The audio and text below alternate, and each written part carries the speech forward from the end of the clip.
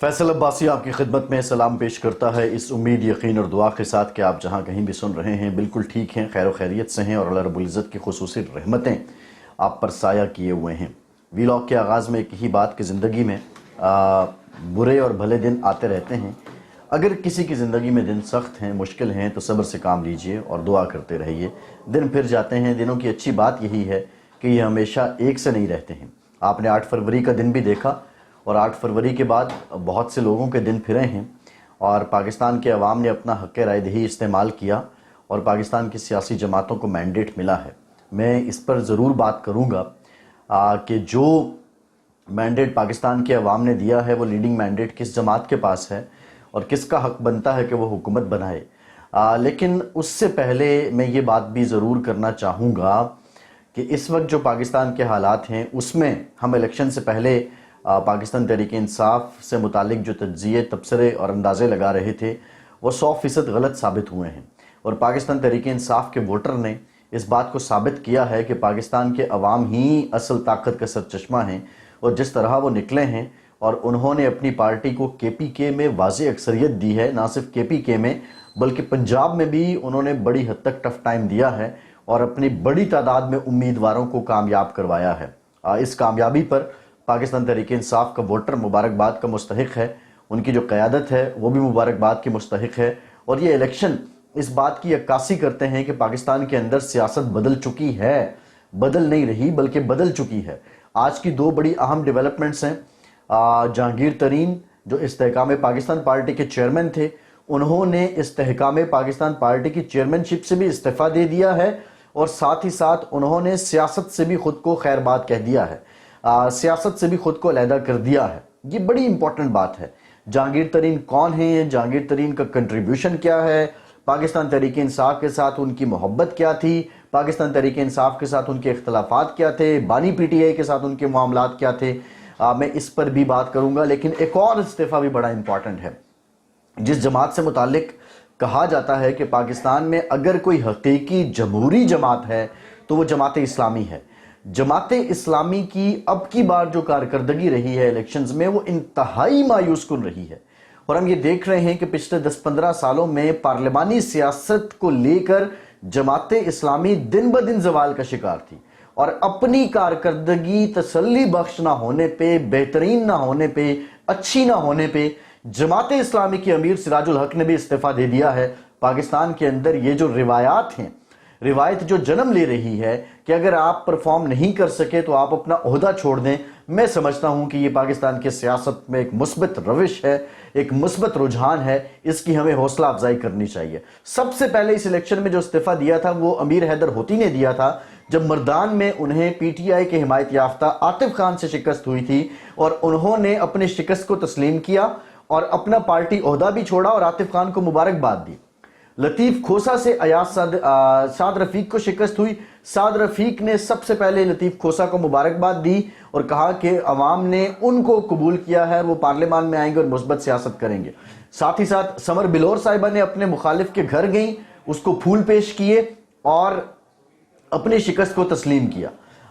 امیر جماعت اسلامی، یہ بالکل بڑا پن ہے ان کا، انہوں نے اپنی امارت چھوڑی، حالانکہ 31 مارچ کو جماعت اسلامی کی امارت کے دوبارہ انتخابات ہونے تھے اور اگلے عرصے کے لیے جماعت اسلامی کا امیر منتخب ہونا تھا، اس میں سراج الحق امیدوار بھی ہیں، لیاقت بلوچ صاحب بھی امیدوار ہیں اور حافظ نعیم الرحمان صاحب بھی امیدوار ہیں۔ یہ جو رجحان ہیں یہ پاکستان کے سیاست میں سمجھتا ہوں کہ یہ بہت مثبت رجحان ہیں اور ہمیں ان کی قدر کرنی چاہیے۔ بات جہانگیر ترین سے نکلی تھی۔ جہانگیر ترین وہ شخص ہے کہ جب نواز شریف کو سپریم کورٹ نے نااہل قرار دیا تو پیکج کے طور پہ بیلنس کرنے کے لیے جہانگیر ترین کو بھی نااہل قرار دیا گیا۔ جہانگیر ترین کو نااہل قرار دے کے بانی پی ٹی آئی کو صادق اور امین کی سند دے دی گئی، اور اس کے بعد انہوں نے الیکشن لڑا، جہانگیر ترین ان کے ساتھ کھڑا رہا۔ 2018 کے الیکشن کے بعد پنجاب کے اندر مسلم لیگ نون کی نشستیں زیادہ تھیں، جہانگیر ترین کا جہاز چلتا ہے اور پھر آزاد امیدوار پی ٹی آئی میں شامل ہوتے ہیں، اور پھر اس کے بعد عثمان بزدار نامی شخص کو وزیر اعلیٰ پنجاب لگا دیا جاتا ہے۔ جہانگیر ترین نااہل ہو گیا، اس کی ذاتی سیاست ختم ہو گئی، لیکن وہ پی ٹی آئی کے ساتھ کھڑا رہا، اور اس کمیشن کے بعد جہانگیر ترین زیر اعتاب آتا ہے، اور آہستہ آہستہ جہانگیر ترین کی راہیں جدا ہوتی ہیں، جہانگیر ترین کے بیٹے پہ مقدمہ بنتا ہے، جہانگیر ترین کے گھر والوں پہ مقدمہ بنتا ہے، جہانگیر ترین پہ مقدمہ بنتا ہے، اور مقدمہ اس وقت بنتا ہے جب وزیر اعظم وہ شخص ہے جس کے لیے جہانگیر ترین نے اپنی دولت لگا لی، اپنا تن من دھن سب قربان کر دیا، اور وہی شخص اب جہانگیر ترین کے خلاف کھڑا ہے۔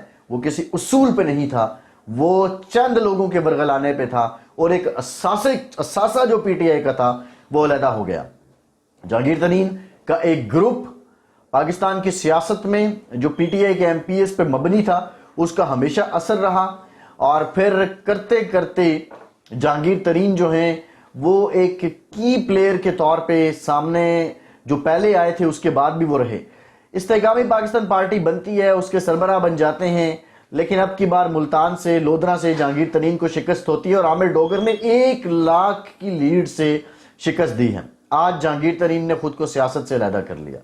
سراج الحق ایک ایسا شخص جو خود کہتا ہے کہ اس کے گھر میں دروازہ نہیں تھا بلکہ دروازے کے باہر پردہ تھا، جو کہتا ہے کہ بچپن میں اس کے پاؤں میں جوتی نہیں ہوتی تھی تو میری ماں مجھے ٹوپی ٹیڑھی کر کے اس لیے پہنا دیتی تھی کہ لوگوں کی نظر میرے پاؤں پہ نہ جائے بلکہ میری ٹوپی پہ رہے، اور آج تک میں ٹیڑھی ٹوپی پہنتا ہوں۔ یہ زمین سے اٹھے ہوئے مثبت کردار تھے پاکستان کے سیاست میں، سراج الحق جیسے لوگوں کی بات کریں، لیکن اپنی شکست کو تسلیم کرتے ہیں اور خود کو سیاست سے اپنی پارٹی کی امارت سے علیحدہ کر دیتے ہیں۔ یہ مثبت رجحان ہے، پاکستان کی سیاست بدلی ہے۔ میں ویلاگ میں 2-3 باتیں بڑی امپورٹنٹ ہیں جو میں کرنا چاہوں گا۔ پاکستان تحریک انصاف کو کے پی کے عوام نے کھلا مینڈیٹ دیا ہے، اور اس مینڈیٹ کی تاریخ نہیں ملتی، اور اس بات کی بھی تاریخ نہیں ملتی کہ تیسری بار کسی ایک جماعت کو پہلے سے زیادہ مینڈیٹ کے ساتھ کے پی کے لوگ منتخب کریں۔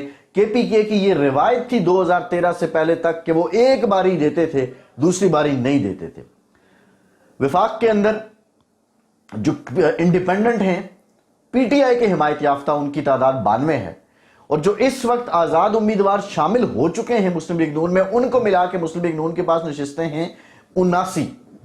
ٹیکنیکلی یہاں پہ ایک پرابلم یہ ہے کہ جو ریزرو سیٹس ہیں پی ٹی آئی کے پاس نہیں آ سکتی ہیں، وہ ریزرو سیٹس جائیں گی دیگر جو جماعتیں اس وقت موجود ہیں ان کے پاس۔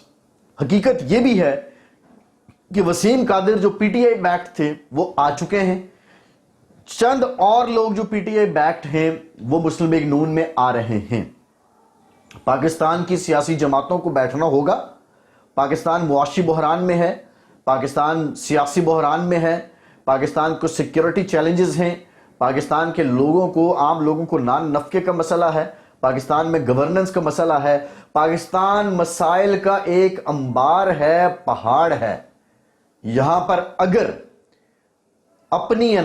اپنی ذات کو نہیں پیچھے رکھا گیا اور پاکستان کو آگے نہیں رکھا گیا، کوئی بھی سیاسی جماعت جو آگے جائے گی، جو یہ کہتی ہے کہ ان کے خلاف دھاندلی ہو گئی ہے، اب دھاندلی کی بات کریں، پی ٹی آئی کا جواز لے لیں تو کیا کے پی کے میں دھاندلی نہیں ہوئی، صرف پنجاب میں ہو گئی ہے؟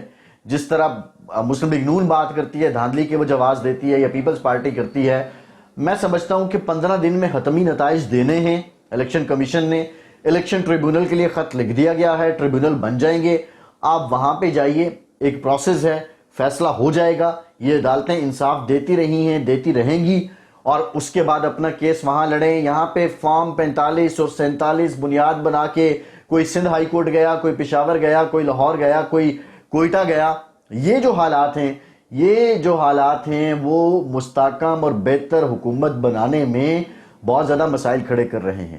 خدا را جس کا مینڈیٹ جہاں جہاں ہے اس کو قبول کریں، یہ سیاسی لوگ بیٹھیں، رولز آف گیم بنائیں، سب کے پاس مینڈیٹ ہے، سب پہ ذمہ داری ہے۔ 18ویں ترمیم کے بعد اگر کوئی سونے کی چڑیا ہے وہ اسلام آباد نہیں ہے، سونے کی چڑیا پشاور ہے، لاہور ہے، کوئٹہ ہے، کراچی ہے۔ سب کے پاس، لسانی جماعت سے لے کے مذہبی جماعت سے لے کے بڑی جماعتوں تک، سب کو عوام نے ووٹ دیا ہے۔ اب آپ پہ فرض ہے کہ جو ووٹ عوام نے دیا ہے اور جو آپ کی کارکردگی ہے اس کو جانچنے کے لیے جو عوام نے پھر آپ کو ووٹ کرنا ہے یا نہیں کرنا ہے، اس کے لیے اپنے کو رولز آف گیم بنا لیں۔ جس کی حکومت بنتی ہے، میں تو سمجھتا ہوں کہ مسلم لیگ نون سمجھتی ہے کہ اگر ان کی سیاست بہت بہتر ہے، وہ چاہتے ہیں کہ مستقبل میں اچھی سیاست کریں، تو بیرسٹر گوہر سے کہیں کہ آپ بنائیں حکومت, ان کو دعوت دیں, پیپلز پارٹی بیرسٹر گوہر کو دعوت دے. آپس میں رابطے چل رہے ہیں, میں آپ کو خبر دے دوں کہ پی ٹی آئی اور پیپلز پارٹی کے رابطے چل رہے ہیں, لیکن کوئی رولز آف گیم بنا لیں. جس پہ قانونی معاملات ہیں وہ قانونی معاملات نمٹائے, عدالتوں سے کلیئر ہو کے آئے. یہ رول آف لا ہے. جس کو عوام نے مینڈیٹ دیا ہے وہ حکومت بنائے. یہ پاکستان کے اندر سیاست کا راج ہوگا, خلق خدا کا راج ہوگا. یہاں پہ احتجاج, تشدد, گاڑیاں جلانا, ٹریفک بند کرنا, جی ٹی روڈ بند کر دینا, مین چوراہے بند کر دینا, یہ آپ کے حق میں نہیں آئے گا. جن لوگوں نے ووٹ دیا ہے, جب ان کو تکلیف پہنچے گی تو وہ بھی آپ کے مخالف ہو جائیں گے. یہاں سب بیٹھے ہیں, بیٹھ کر باقی قانونی جنگ ہے عدالتوں میں, ٹریبیونلز میں, وہ آپ لڑتے رہیں. 15 دن میں حتمی نتائج دینے ہیں الیکشن کے بعد. الیکشن کمیشن نے حتمی نتائج بھی آ جائیں گے, ٹریبیونل بھی موجود ہیں, عدالتیں بھی موجود ہیں, لیکن ملک کے اندر جو سیکیورٹی چیلنجز ہیں ان کو مد نظر رکھتے ہوئے تشدد کی طرف مت جائیں, انارکی کی طرف مت جائیں. یہاں پہ پہلے بھی کے پی کے میں پنجاب میں اسمبلی توڑ کے پی ٹی آئی کو کچھ نہیں ملا. اب کی بار بھی اسمبلی سے باہر سیاست کر کے آپ کا نقصان ہوگا. اب کی بار اگر پاکستان کے آپ لوگ خیرخواہ ہیں تو استحکام کی طرف جائیں, ایک ایک قدم پیچھے آئیں, اپنے مینڈیٹ کا احترام کروائیں, دوسروں کے مینڈیٹ کا احترام کریں, اور پارلیمان کے اندر پاکستان کے مسائل کو لے کر آئیں. میں تو کہتا ہوں کہ قومی حکومت کیوں نہیں بنتی بھائی, بنائیں قومی حکومت. سارے بیٹھے فیڈریشن میں, صوبے بھی آپ سب کے پاس ہیں, اگر آپ پاکستان کے اتنے خیر خواہ ہیں. لیکن قومی حکومت بنے گی تو یہ لوگ, یہ ہمارے سیاستدان بھائی یہ سمجھیں گے کہ آنے والے وقتوں میں کچھ نہیں ملنا. آج بھی قیادت کے مزے لیتے ہیں. ایک چھوٹی سی بات ہے, حافظ نعیم الرحمان صاحب نے اپنی نشست چھوڑ دی اور یہ کہہ کہ مجھے دوسری سے کامیاب کروائیں, یہاں پہ تو فلان جیت گیا. حضور والا, یہ جو سارے معاملات ہیں, آپ کا پارٹی امیر یہ کہتا ہے کہ آپ وہ پرفارم نہیں کر سکے, تو آپ کا تو یہ دھاندلی کا سارا رونا یہاں پہ ختم ہو جاتا ہے. یہاں پہ کہانی آپ کی ختم ہو جاتی ہے, یہاں پہ جواز ہی ختم ہو جاتا ہے. گزارش یہ ہے کہ پاکستان کے لیے سارے بیٹھیں, احترام کریں مینڈیٹ کا, پاکستان کے عوام کے ووٹ کا احترام کریں. ہر الیکشن کی طرح یہ دھاندلی دھوندلی یہ سب معاملات ان کو اب چھوڑ دیجئے. سب کے پاس مینڈیٹ ہے اور پاکستان کو آگے لے کر چلیں. فیصل عباسی کو اجازت دیجیے.